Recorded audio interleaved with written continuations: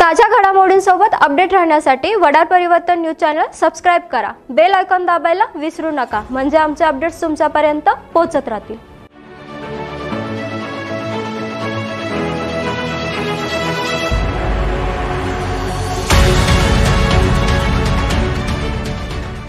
नमस्कार, वडार परिवर्तन न्यूज मध्ये आपले स्वागत आहे। मी प्रणाली। चला तर मग पाहूयात आजच्या काही ठळक घडामोडी। आमदार डॉक्टर विश्वजित साहेब,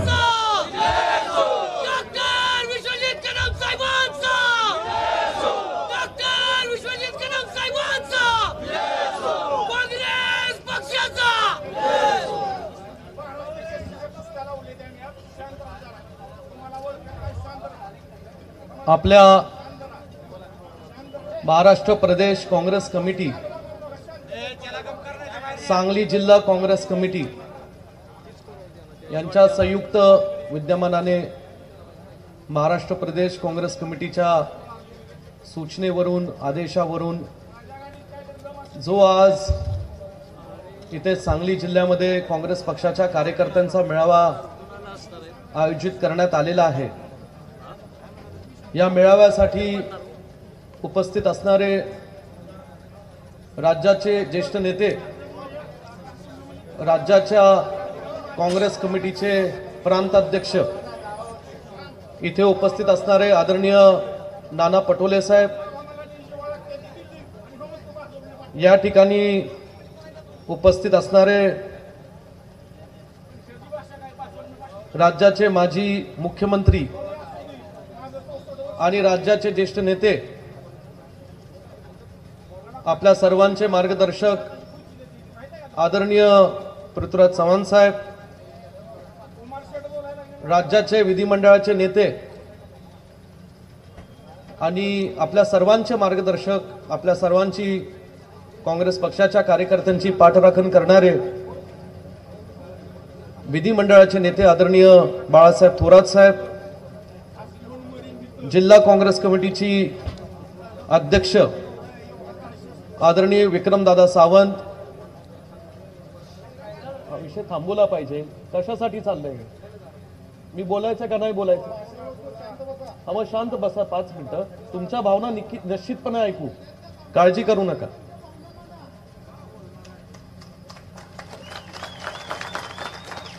इथे उपस्थित असणारे शहराचे अध्यक्ष सन्मान्य पृथ्वीराजजी पाटील, जिल्ह्याचे युवा नेते सन्मान्य डॉक्टर जितेश कदम,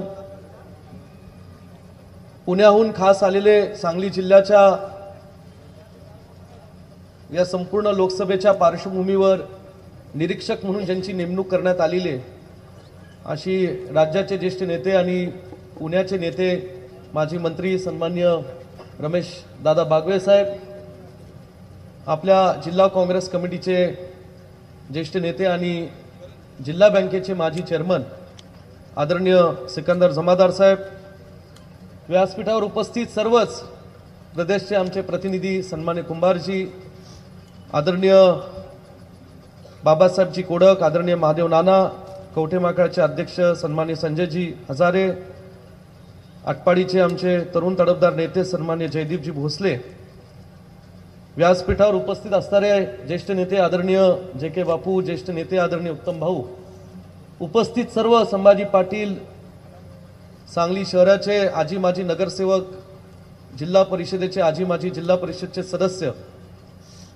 काँग्रेस पक्षाचे सर्व ब्लॉक अध्यक्ष, तालुका अध्यक्ष, आमचे करीमभाई मिस्त्री, सर्वच, मी कुणाचा चुकून नामोल्लेख राहिला असेल, आमचे करण जमादार, मी सगळ्यांची क्षमा मागतो। मंगेश चव्हाण, युथ काँग्रेसचे अध्यक्ष सुशील गोतपागर, मोठ्या संख्येने आजच्या या काँग्रेस पक्षाच्या कार्यकर्त्यांच्या मेळाव्यासाठी उपस्थित असणारे जिल्ह्यातील सर्व तळागाळातील काँग्रेस पक्षाच्या कार्यकर्ते, युथ काँग्रेस, NSY, महिला काँग्रेसच्या सर्व आमचे कार्यकर्ते, काँग्रेस पक्षाच्या विचाराने कार्यरत असणारे या सांगली जिल्ह्यातील ग्रामीण भागातील ग्रामपंचायतीचे सर्व सरपंच, ग्रामपंचायत सदस्य, वेगवेगळ्या सहकारी संस्थांचे प्रतिनिधी आणि उपस्थित सर्व पत्रकार, वृत्तवाहिन्यांचे प्रतिनिधी आणि बंधू भगिनींनो,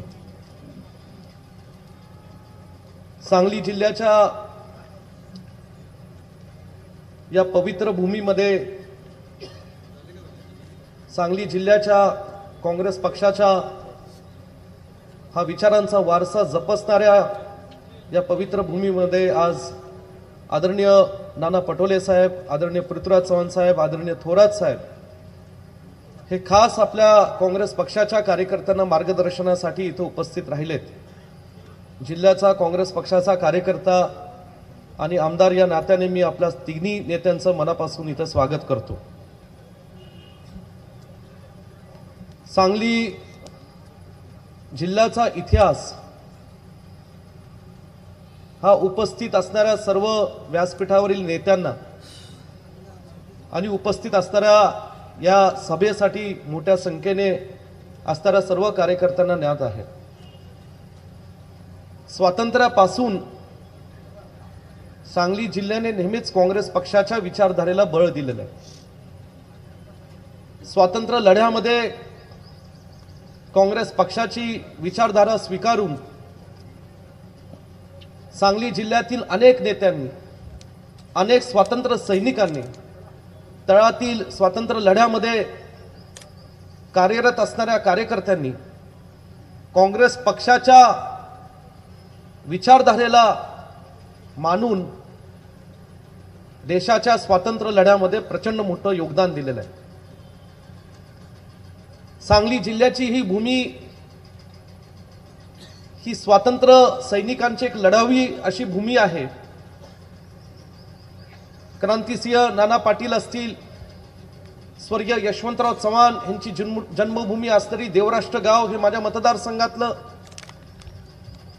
स्वर्गीय वसंतदादा यांची जन्मभूमी कर्मभूमी आणि तदनंतर काँग्रेस पक्षाच्या विचारातून ज्यांनी सांगलीच्या मातीतून महाराष्ट्रामध्ये काम केलं, ते शिक्षण क्षेत्रात असेल, सहकार क्षेत्रात असेल, समाजकारण असेल, राजकारण असेल, असे अनेक नेत्यांचं, त्यात स्वर्गीय शिवाजीराव देशमुख साहेब असतील, स्वर्गीय पतंगरावजी कदम साहेब असतील आणि काही काळ स्वर्गीय आर पाटील साहेब असतील, असे अनेक नेते मंडळी.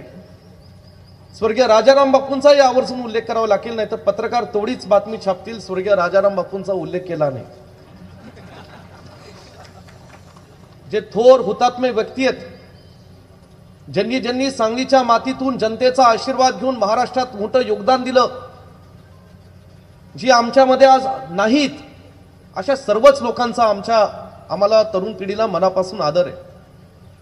सांगली जिल्ह्यातल्या प्रत्येक कार्यकर्त्याला अशा एक वैचारिक दूरदृष्ट असणाऱ्या सर्व ज्येष्ठ नेत्यांचा मनापासून आदर राहिलेला आहे. तोच विचारांचा वारसा घेऊन, तोच आदर्श डोळ्यासमोर ठेवून आम्ही सगळे काँग्रेस पक्षाचे कार्यकर्ते गेल्या अनेक वर्षांपासून या जिल्ह्यामध्ये काँग्रेस कशी मजबूत होईल, काँग्रेस कशी वाढेल, ह्याच्यासाठी सातत्याने आम्ही प्रयत्न करत आहोत. तसं पाहता सन 2014 मध्ये देशात दुर्दैवाने आपली सत्ता काँग्रेस पक्षाच्या विचाराची असणारी सत्ता गेली, भाजपची सत्ता आली.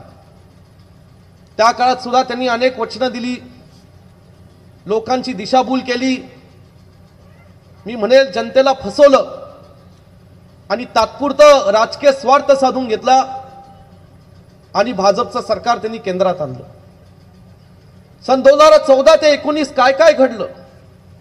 नोटबंदी झाली, जीएसटी जबरदस्तीने लादली, शेतकऱ्यांच्या बाबतीत अनेक हिताचे शेतकऱ्यांचे जे यूपीए सरकारने, काँग्रेस पक्षाच्या सरकारने कायदे काढले होते, ते कायदे त्यांनी बदलले, त्याच्यात अनेक या ठिकाणी बदल केले आणि या देशातल्या सर्वसामान्य लोकांना फसवण्याचं, पिळण्याचं काम 14 ते 19च्या कालावधीत झालं. पुन्हा 19 मध्ये काही लोक फसले गेले, त्यांना वाटलं पुन्हा दुसऱ्यांदा संधी देऊयात आणि पुन्हा दुसऱ्यांदा चुकून ही संधी सत्ताधारी पक्षातल्या भाजपच्या नेत्यांना दिली आणि जे देशात कधी 75-80 वर्षात जे घडत नव्हतं ते दुर्दैवाने गेल्या 5 वर्षात सुद्धा आपल्या जनतेने पाहिलं. महागाई वाढली, बेरोजगारी वाढली, धर्मामध्ये, जातीमध्ये जाणीवपूर्वक हा पेच कसा निर्माण करता येईल आणि त्याच्या पेच निर्माण केल्यानंतर त्याच्या जीवावर कसं राजकारण आपलं सिजेल, हे सुद्धा कट कारस्थान गेल्या 5 वर्षाच्या कालावधीमध्ये सत्ताधारी पक्षातल्या नेत्यांकडून आपण करताना आपण पाहिलं। एकीकडे देशाच्या माध्यमातून, सरकारच्या माध्यमातून वेगवेगळ्या यंत्रणेचा वापर करून लोकशाही संपवण्याचा प्रयत्न सुद्धा या सत्ताधारी पक्षातल्या काही नेत्यांनी केलात, आणि दुसरीकडे लोकशाहीच्या माध्यमातून जे जनतेतनं निवडून आलेले आमदार आहेत, जे पक्ष आहेत, ते महाराष्ट्रामध्ये पक्ष फोडून या महाराष्ट्राच्या संस्कृतीला राजकारणाला गालबोट लागेल अशा पद्धतीचं सुद्धा अत्यंत चुकीचं आणि वाईट कृत्य करण्याचं काम हे गेल्या 5 वर्षामध्ये आपण पाहिलं।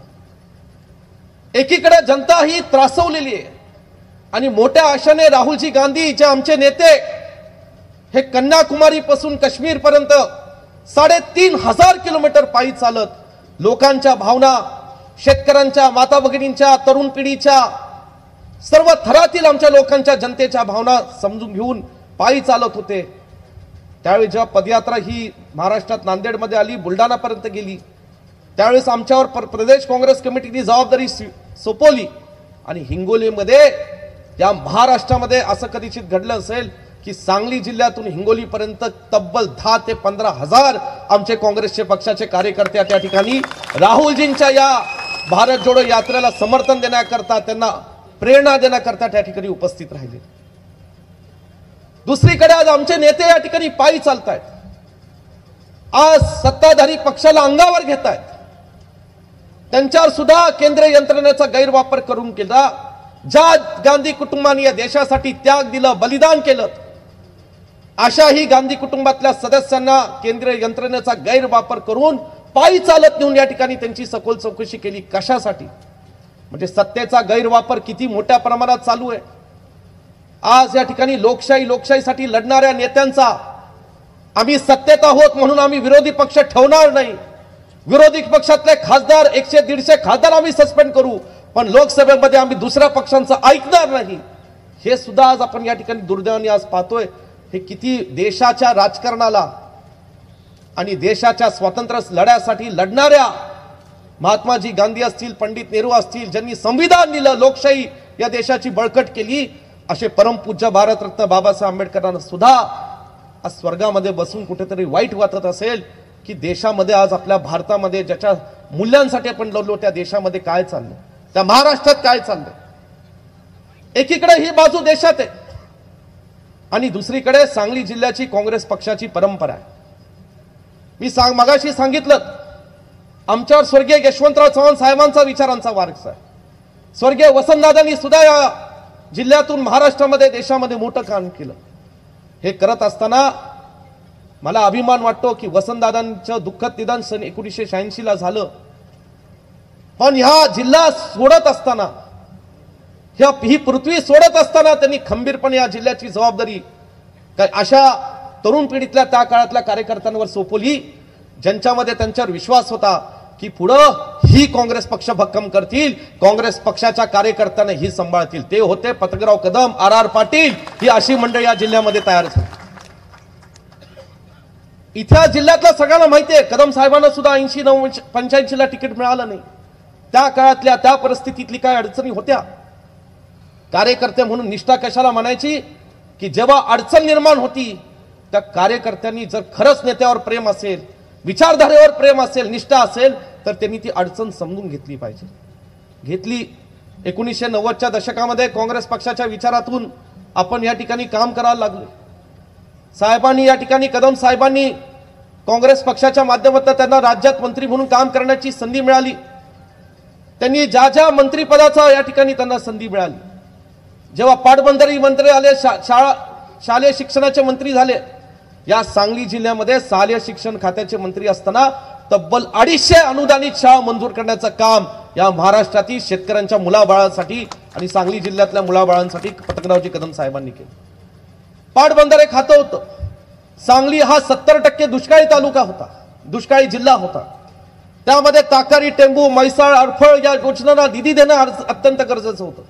त्याचा आराखडा हा तयार करणं अत्यंत गरजेचं होतं आणि त्याच्यामध्ये जीव ओतून या अशा कदम साहेब असतील, स्वर्गीय RR पाटील असतील, स्वर्गीय अनिल भाऊ असतील, अशा अनेक लोकांचा मला आवर्जून उल्लेख करता येईल, तरी जीव ओतून या ठिकाणी काम केलं आणि या दुष्काळी पट्ट्याला कसं पाणी मिळेल, कसा राज्याच्या तिजोरीतनं निधी उपलब्ध होईल ह्याच्यासाठी अहोरात्र प्रयत्न केले.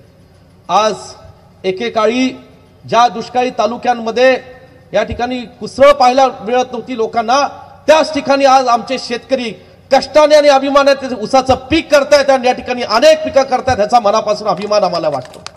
ही पेरणी ही त्या मध्यंतरीच्या काळात स्वर्गीय वसंतदादांच्या निधनानंतर ही पतंगरावजी कदम साहेबांनी आणि त्यांच्या अनेक राज्यातल्या आणि जिल्ह्यातल्या सहकार्यांनी काँग्रेस पक्षाच्या आमदारांनी केली. स्वर्गीय हफीजभाई असतील, स्वर्गीय उमाजीराव सनमडीकर असतील, अशा अनेक लोकांचा, स्वर्गीय मदन भाऊ काही काळ काँग्रेसमध्ये अत्यंत त्यांनी भक्कमपणे काम केले. अशी अनेक मंडळी या जिल्ह्यामध्ये कार्यरत होते. प्रत्येक जण आपापल्या विधानसभेत आपापल्या क्षेत्रामध्ये काम करत होते. परंतु या सगळ्यांना आदर होता पतंगरावजी कदम साहेबांचा. येईल ते काम करायचं, प्रशासकीय इमारत असेल, जिल्ह्यासाठी जे काय असेल ते निधी उपलब्ध करून द्यायचा, ही भूमिका पतंगरावजी कदम साहेबांची ठोसपणे होती. गेल्या 5 वर्षात पटोले साहेब आम्हा सांगली जिल्ह्यातील कार्यकर्त्यांवर फार मोठे आघात झाले. एक एक करून आमच्या काँग्रेस पक्षाच्या विचाराची या ठिकाणी सांभाळ करणारे, तो काँग्रेस पक्ष वाढवणारे जी काही नेते, ज्येष्ठ नेते मंडळी होती ती आमच्यातनं दुर्दैवाने निघून गेली. जसं आम्हा कदम कुटुंबातले सदस्य असेल, इतर कुठल्या मदन भाऊंच्या कुटुंबातले सदस्य असतील, स्वर्गीय आर राबांच्या कुटुंबातले सदस्य असतील, प्रत्येकाला वाईट वाटलं. पण आमच्या बरोबरीनेच या जिल्ह्यातल्या लोकांना तेवढंच वाईट वाटलं, तेवढंच मोठं दुःख वाटलं. आणि म्हणून आमच्या तरुण पिढीवर एक जबाबदारी आली की आता जिल्ह्याची काँग्रेस पक्षाची जबाबदारी तुम्ही सांभाळायची. तुम्ही या ठिकाणी काँग्रेस पक्ष बळकट करायचा, वाढवायचा. मला सांगायचंय की देशात आणि राज्यात सन 2019 पासून ते 24 पर्यंत काही काळ सत्ता होती, काही काळ नव्हती. केंद्रात आपली सत्ता नव्हती 14 ते 24 पर्यंत. या सगळ्या परिस्थितीमध्ये प्रत्येक येईल त्या आव्हान स्वीकारत, येईल त्या परिस्थितीला संघर्ष देत आम्ही सगळ्या मंडळींनी, तरुण पिढीने जिल्ह्याची जबाबदारी घेतली. मी असेल, विक्रम असतील, पृथ्वीराज असतील, जयश्री वहिनी असतील, विशाल असतील, आम्ही सगळ्यांनी ती जबाबदारी खंबीरपणे स्वीकारली. खरं सांगायचं म्हणलं, ही जबाबदारी पार पडत असताना अनेक गोष्टींचं आक्रमण आमच्यावर झालं. कधी विरोधी पक्षाच्या नेत्यांकडून झालं, कधी मित्र पक्षाच्या नेत्यांकडून झालं, पण हे सगळं आम्ही सहन केलं. कारण काँग्रेस पक्षाचा कार्यकर्ता म्हणून आम्हाला लोक ही सांभाळत होते, जनता आमच्या पाठीशी होती, कार्यकर्ता आमच्या पाठीशी खंबीरपणे उभा राहिला. त्याच्या ताकदीवर आणि त्याच्या बळावर आम्ही या जिल्ह्यामध्ये काँग्रेस पक्षाचं काम हे टिकवू शकलो, वाढवू शकलो. आपल्याला आठवतं 5 वर्षाच्या कालावधीमध्ये आम्ही काय काय प्रदेशचा असो, AICCचा असो, प्रत्येक कार्यक्रम आम्ही राबवला. येईल त्या कार्यक्रमासाठी लागेल ती यंत्रणा ती स्वतः या ठिकाणी जीवाचा राम करून मी त्याच्या जातीने लक्ष घातलं. कुठल्याही कार्यकर्त्याला कुठली कमी या ठिकाणी भासवेल अशी काही भूमिका आम्ही घेतली नाही.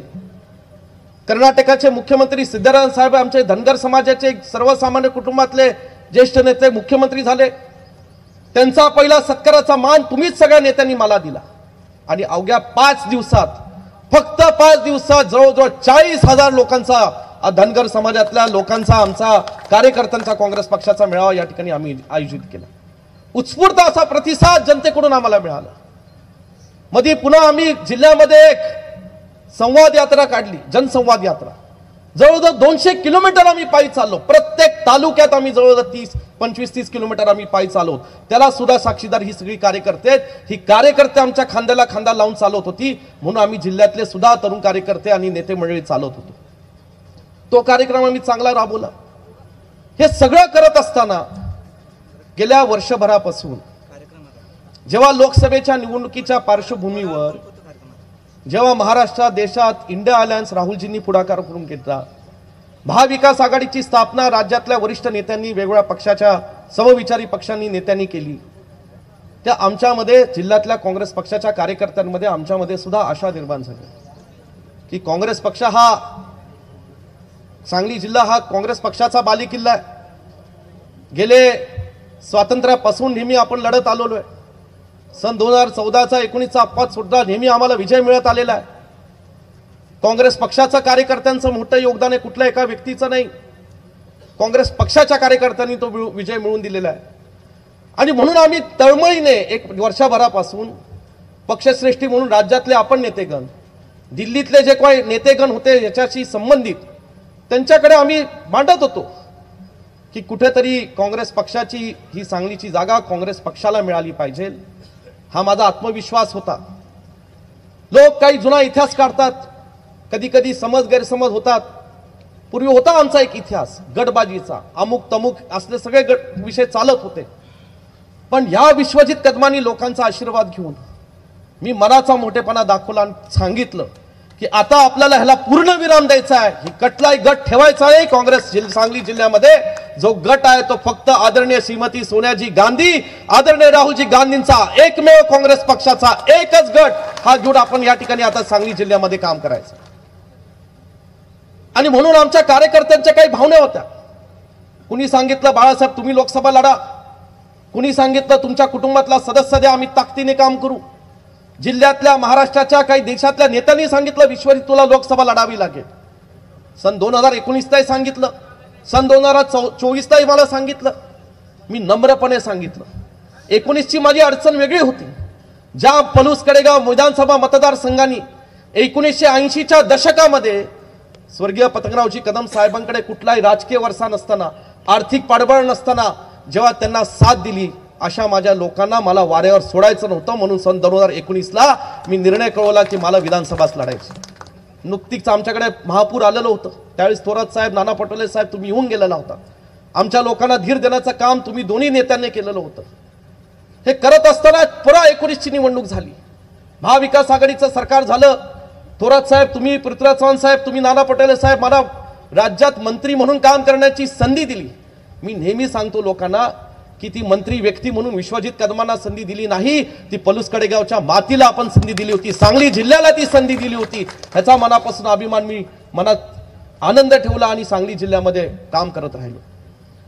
परंतु 5 वर्षात काय काय घडलं साहेब, हे कधी आम्हाला कोण विचारणार आहे का? कुठल्या पद्धतीने या ठिकाणी आम्ही गेले 1 वर्षभर हा संघर्ष पेटवला. गेले 3 महिन्यापासून आम्ही सातत्याने मागणी करत होतो की सांगली जिल्ह्याची जागा ही काँग्रेस पक्षाला मिळावी. आमच्या एका तरुण सहकार्याला आम्ही तयार केलं, त्याला मी विश्वास दिला किंवा तू काळजी करू नको, कुठल्याही परिस्थितीत या वेळेस सांगली जिल्ह्याची जागा ही काँग्रेस पक्षाला मिळेलच आणि तुला खासदार करण्याची जबाबदारी विश्वजित कदमांची राहील. हा विश्वास मी माझ्या तरुण कार्यकर्त्याला दिला. आणि म्हणून पारदर्शकपणे सगळं बाजूला ठेवून, जुना इतिहास बाजूला ठेवून, कुठला जो काही इतिहास असेल तो इतिहास बाजूला ठेवून, आलेली संधी मला किंवा माझ्या कुटुंबातल्या सदस्यांना सुद्धा बाजूला ठेवून आम्ही ही लोकसभा आमच्या एका तरुण सहकार्याला दिली. तुम्ही सगळ्यांनी त्याला समर्थन दिलं. जिल्हा काँग्रेस कमिटीतनं आम्ही एक नाव पाठवलं, राज्यात एक नाव गेलं, राज्यात तुम्ही दिल्लीपर्यंत एक नाव पाठवलं. तुम्ही सगळ्यांनी आनंद व्यक्त केला की विश्वजित मला खूप बरं वाटलं. पृथ्वीराज चव्हाण साहेब तुम्ही म्हणला, थोरात साहेब तुम्ही म्हणला, नाना पटोले साहेब म्हणला की तुम्ही जिल्ह्यात विश्वजित तू काँग्रेस एक संघ केली, एक संघ ठेवली काँग्रेस, हे खरं आहे. परंतु काय घडलं, 3 महिने आम्ही या ठिकाणी मागत होतो. जागा वाटपाच्या चर्चा सुरू झाल्या, महाविकास आघाडी झाली, ठीक आहे. देशात वातावरण फार विचित्र आहे. आज लोकशाही संपवण्याचा कट सत्ताधारी पक्षांनी रचलेला आहे. महाविकास आघाडी ही आज संघर्षातनं काम करते. महायुती कशा पद्धतीने महाराष्ट्रात सत्तेवर आली हे सगळं तुम्ही साक्षीदार आहात. आणि म्हणून सत्ताधारी भाजपच्या लोकांना महायुतीला रोखण्याकरता आपण एक लोकसभामध्ये लढाई लढली पाहिजे. म्हणून इंडिया अलायन्स झालं, महाविकास आघाडी झालं. पण ह्या ठिकाणी जेव्हा जागा वाटपाच्या चर्चा सुरू झाल्या तर काँग्रेसची जागा, तर ही सांगली जिल्ह्याची जागा काँग्रेसचीच होती. या मताशी तुम्ही सहमत होता. पहिल्या दिवसापासून, पहिल्या क्षणापासून आम्हाला तुम्ही हो सांगत आला. आम्ही तुमच्या होला हो ऐकत या ठिकाणी आम्ही आमची आशा जागवल्या, आमची ऊर्जा जागवली. आम्ही या ठिकाणी पेटून उठलो. मी लोकांना, कार्यकर्त्यांना सांगत गेलो की यावेळेस सांगली जिल्ह्यामध्ये काँग्रेस पक्षाचा लोकसभेचा झेंडा हा फडकला जाईल, हे सांगत गेलो आम्ही लोकांना. पण नंतर काय झालं, मार्च एप्रिल जवळ आलं. मग कुणी सांगितलं कोल्हापूरची जागा ही छत्रपती शाहू महाराज ही लढत आहेत म्हणून ही जागा काँग्रेस पक्षाला दिली जाईल. माझ्यापेक्षा तुम्ही त्याला साक्षीदार होता की ज्या राज्यांच्या नेत्यांमध्ये ही चर्चा झाली तर उघडपणे दोन्ही मित्र पक्षांच्या समोर असं ठरलं होतं की ज्यावेळेस छत्रपती शाहू महाराज कोल्हापूरची जागा लढायला हो म्हणतील, ते जे पक्ष निवडतील त्या पक्षाला ती जागा देण्यात यावी. मग जर असं वरिष्ठ पातळीवर ठरलं होतं तर सांगलीचा आणि कोल्हापूरचा संबंध येतो कुठे? हे ठरलं होतं तर संबंध येतो कुठे? हे सगळं असताना सुद्धा हातकलंकीची जागा शिवसेनेची होती, ती त्यांनी घ्यावी. आम्ही म्हणालो महाविकास आघाडीचा धर्म आम्ही पाळू. शिवसेनेच्या नेत्यांना तुम्ही आमच्यासाठी लढलात, मला माहिती आहे. प्रत्येक क्षणोक्षणी तुम्ही प्रत्येक मुद्दा घेऊन तिथे लढत होता. मी सांगितलं ती लढा जागा. आम्ही म्हणालो लढा, आम्हाला आनंद आहे. सांगली जिल्ह्यातले 2 विधानसभा मतदारसंघ येतात, त्या ठिकाणी त्यांनी या ठिकाणी आम्ही सगळ्यांनी काम तिथं करू. राजू शेट्टी साहेब आले महाविकास, आनंदच आहे. शेतकऱ्यांचे नेते आहेत, आम्हाला आनंद आहे, त्यांचा आदर आहे. काय त्यांच्यात नसलं आम्हाला माहित नाही. मग मूळ प्रश्न आला सांगलीवर. अरे सांगलीची नैसर्गिक परिस्थिती, 2 काँग्रेसचे आमदार, 1 शरद पवार साहेबांच्या गटाचे आमदार, आम्ही सांगतोय पोटतिडकीने की ते संघटन काँग्रेस पक्षाचं, सहकारी संस्थांमध्ये काँग्रेस पक्षाचे कार्यकर्ते, हे सगळं आम्ही सांगत बसलेलो आहोत. तुम्ही लढत होता, परंतु काय झालं, आमचा एक तरुण कार्यकर्ता जो कुस्तीगीर आहे, पैलवान आहे, त्याला प्रवेश केला.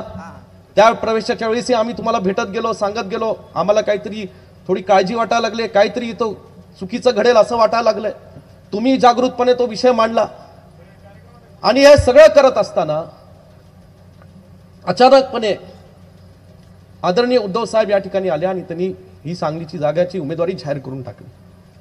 असं होतं लोकशाहीमध्ये, असं होतं निवडणुकीच्या पार्श्वभूमीवर. आज या जिल्ह्यामध्ये जर आम्ही काँग्रेस पक्षाचे आमदार कार्यकर्ते असेल, जर किमान आम्हाला विचारायचं तरी की काय करायचं. एक तर जागा देणं चुकीचं होतं, हे आमचं ठाम मत आहे आणि या मताशी मी कधी बदलणार नाही. ठाम मत होते माझं.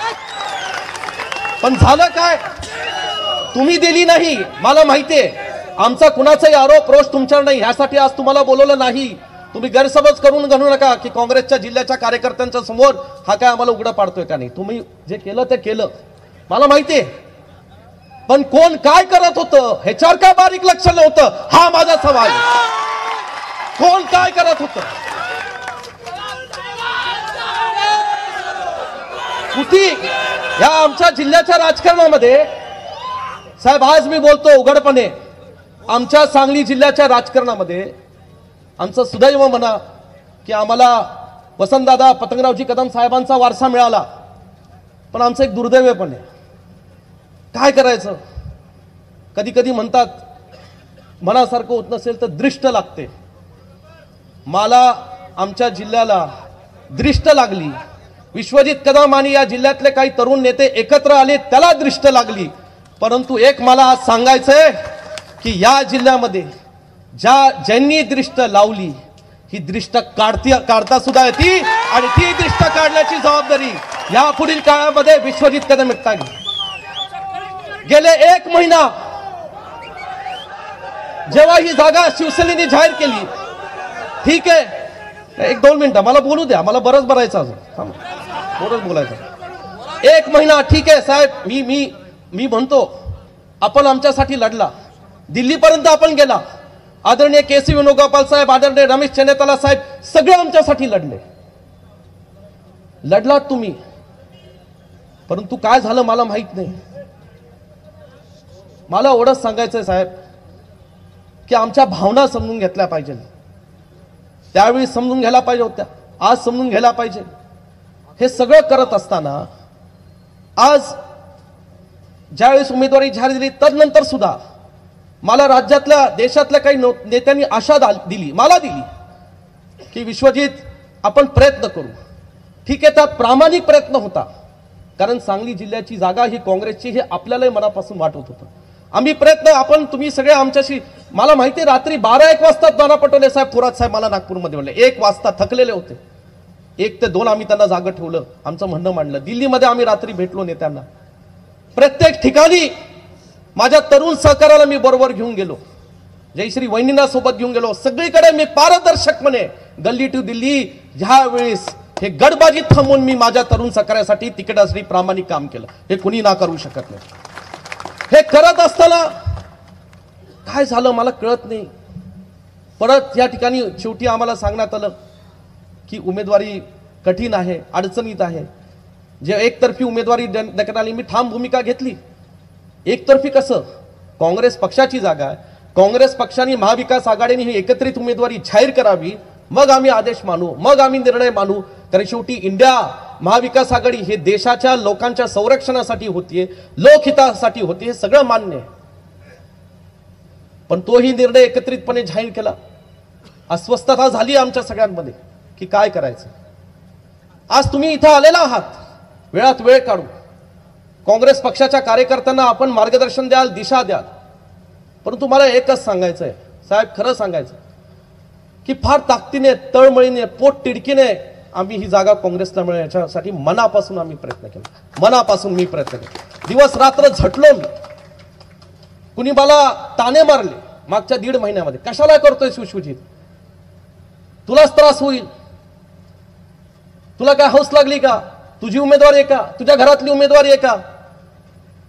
असे अनेक लोकांनी काही गोष्टी मला या ठिकाणी सांगितल्या. मी म्हणलं नाही, मी जे लढत आहोत ते खात्याच्या पंजासाठी मी लढत आहोत हे या ठिकाणी जिल्ह्यातल्या कार्यकर्त्यांना सांगितलं.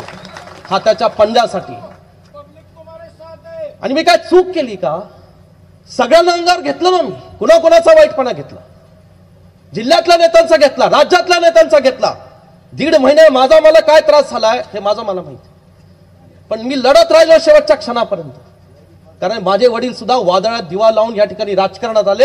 आणि त्याच पद्धतीने येणारा काळ जर मला सुद्धा राजकारण करावं लागलं तर मी करायला सक्षम आहे. पण आज या ठिकाणी नाही, बरोबर आहे नाना भाऊ, बरं झालं तुम्ही आठवण करून दिली. शिवाजी पार्कच्या इथे आदरणीय थोरात साहेब, नाना पटोले साहेब, आम्ही त्यांना अडवलं. मी, विक्रम सावंत, पृथ्वीराजजी, आम्ही सगळे होतो. आणि म्हणलं आम्हाला इथे भेट घालून द्या, राहुलजींची भेट घालून द्या, केसी वेणुगोपालजींची भेट घालून द्या. आणि ह्या दोन्ही नेत्यांनी त्यांना अडवलं आणि त्यांना सांगितलं की ही जागा काँग्रेसची आपण सोडायची नाही, हे आपण या ठिकाणी इथं काँग्रेसची जागा ही लढली पाहिजे. सगळं मान्य आहे थोरात साहेब, सगळं मान्य आहे नाना पटोले साहेब. पण आज लोक, कार्यकर्ते मला विचारतात शेवटी काय झालं, शेवटी काय झालं. हा,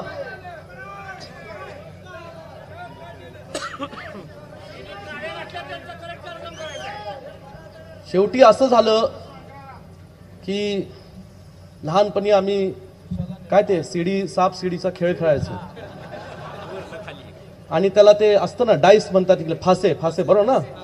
फासे टाकली, कधी 2, कधी 3, कधी 4, कधी 6, असं बरंच काय होतं. त्यांनी 6 झाले की वर, 4 आले की परत खाली, आणि मध्ये 7 साप चावला की परत खाली.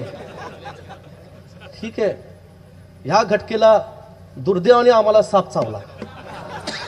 पण एवढं नक्की सांगतो, या खेळामध्ये, वय माझं 41 आहे, फार काही वयस्कर नाही, आम्ही सगळे तरुण आहोत.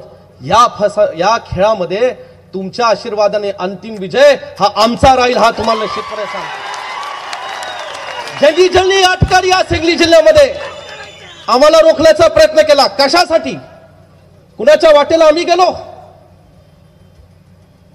कदम साहेबांनी आमच्यावर संस्कार घातले, काँग्रेस पक्षाचे संस्कार आहेत की सरळ वाटेने राजकारण करायचं.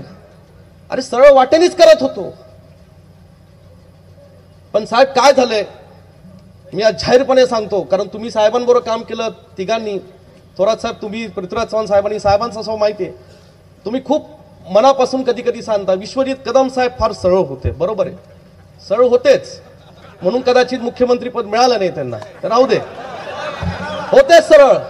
आणि मी आमच्या लोकांना सांगतो, आमच्या लोकांना, सांगली जिल्ह्याला, आणि ज्यांनी इथे कट कारस्थान केलं त्यांनाही सांगू इच्छितो, पतंगराव कदमांचे सगळे गुण माझ्यात आहे, पण विश्वजित कदमांचे स्वतःचे पण काही गुण आहेत, आणि हे लक्षात ठेवा तुम्ही. आणि म्हणून या जिल्ह्यातल्या काँग्रेस पक्षाच्या कार्यकर्त्याला वाऱ्यावर सोडणार नाही. तुमचे सगळ्यांचे मला फोन येत होते, विश्वजित यातनं मार्गखार, विशाल पाटील या ठिकाणी आमचा तरुण सहकारी आता बंडखोर उमेदवारी करतोय. मी त्याच्याही पाठीशी त्या परिस्थितीने खंबीरपणे उभे राहिलो. तो 19 तारखेला 18ला माझ्याकडे आला, 17ला माझ्याकडे आला, 22ला 21ला रात्री आला. काँग्रेस पक्षाने, शिवसेनाने आमच्या विनंतीला मान देऊन, माझ्या विनंतीला मान देऊन ही सगळी नेते मंडळी राहुलजींशी बोलले, मी स्वतः राहुलजींशी बोललो. आणि राज्यसभेची, खासदारकीची आम्ही तिन्ही पक्षांकडनं कबुली घेतली, 2 पक्षांकडनं, शिवसेना आणि या ठिकाणी काँग्रेस पक्ष. मी सांगितलं, अरे भावा, नको या भानगडीत पडू. अपक्ष लढणं वेगळं असतं, या ठिकाणी लोकसभेला अपक्ष लढणं वेगळं असतं. काही लोक आज तुझ्याकडे प्रेमापोटी येत असतील, काही लोक ह्याच्यासाठी येत असतील, ह्याच्यात नको फसू. राज्यसभा काही वाईट नाही, आहे तसा खासदार फंड मिळेल, आहे तसा मान सन्मान मिळेल. तरुण वयात राज्यसभेत जाणं म्हणजे काही नाही, खासदार झालं हरकत नाही.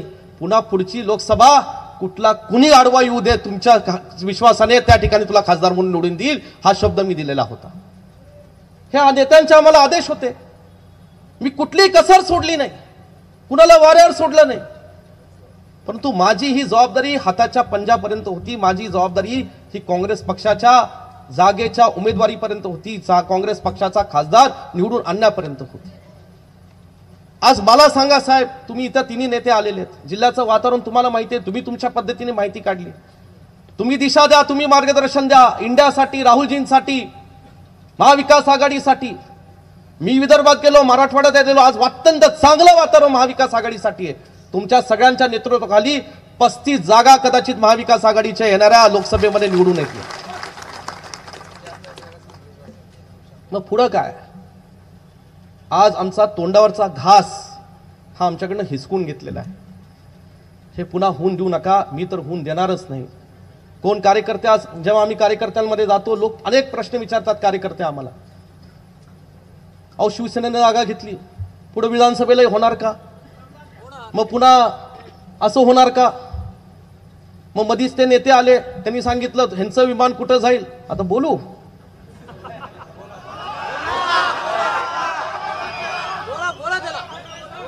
सांगली जिल्ह्याचं विमान हे छत्रपती शिवरायांच्या चरणी आहे, फुले शाहू आंबेडकरांच्या, अहिल्याबाई होळकरांच्या चरणी आहे. ते तिथनंच टेक ऑफ होईल आणि तिथंच लँड होईल. कुणाचं विमान कुठं गेलं, कुणाला घेऊन गेलं, त्याच्यावर मी भाष्य करायची गरज नाही. आणि हे सगळं झालं म्हणजे माझ्यावर आरोप कुणीतरी करावे कशासाठी? व्यक्तिगत जीवनात सुद्धा काय त्रास सोसलाय मी या ठिकाणी विरोधी पक्षाचा आमदार म्हणून, हे साहेब तुम्हाला माहिती आहे, तुम्हाला तिघांना माहिती आहे काय काय सोचलंय मी. पण काँग्रेस पक्षाचा कार्यकर्ता म्हणून खंबीरपणे मी काम करत राहिलो, कुठेही तडजोड केली नाही. हे सगळं करत असताना आम्ही राहतोय ना, शांतपणे राहतोय, काम करतोय, पण डिवचायचा कशाला? हे सगळं केलं. मी मगाशी सांगितलं चंद्रराव पाटलांना सुद्धा कुस्तीगर म्हणून आदर आहे.